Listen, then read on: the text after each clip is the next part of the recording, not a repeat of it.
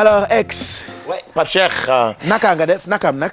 mi ngi cool. yaa ngi fine oui ñu ngi fine. mi ngi dox daal affaire yi xam nga doo dee xam. doo dee xam. waaw mais ñu ngi sant yàlla daal. mais yaa ngi fine. waaw maa ngi fine. Odevice yaa ngi fine bu baax. waaw alhamdulilah. Odevice yaa ngi fine. Odevice yaa ngi fine ah.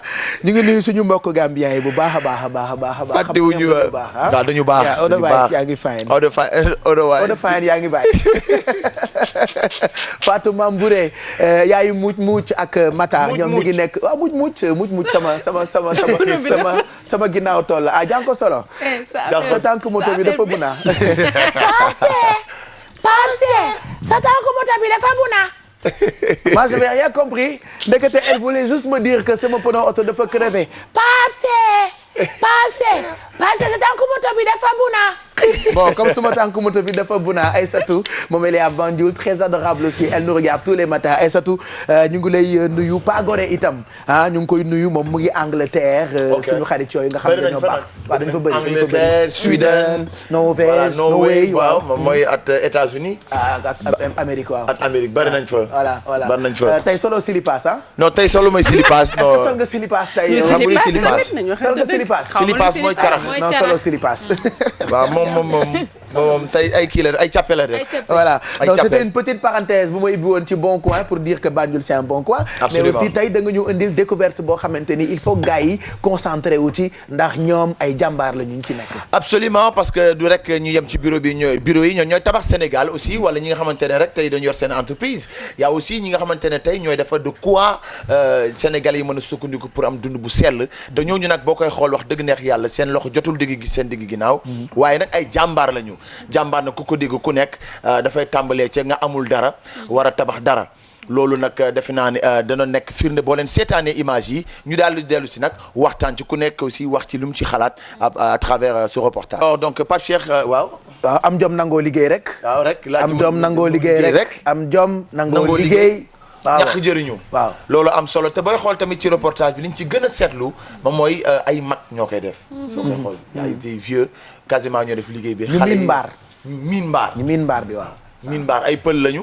waa Guinée lañu mais da nga gis nañ dem ba du ñu ñuul kook mais dañuy def chaque mois ñu dem ci docteur ñu xoolal leen seen poumon parce que li ñuy respirer bis yow mi def chimie xam nga ne c'est produit doy waar. Pierre et Marie Curie du ay radiation wa leen rey te ñoom ñooy plus grand chimiste yi ñu xam.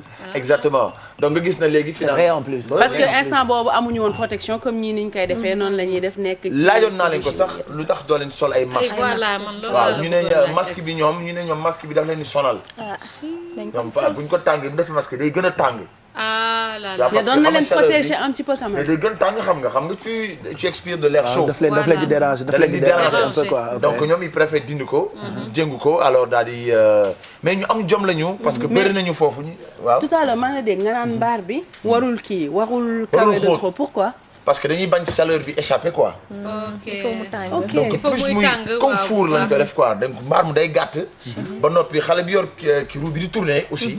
day gis ne moom mooy ki ci gën a ndaw. te kooku du wax. moom day tourner day ëpp rek. moom boo ko doon poser question ba suba danaa la kooku du wax de. du wax jamais xaw ma nag lu tax du wax moom daal day rouler yëfam rek. day rouler rek yëfam rek. moom daal nii rek. liggéey bi nii ak nu mu méttee nii ak temps bi muy jël pour ñu def ko.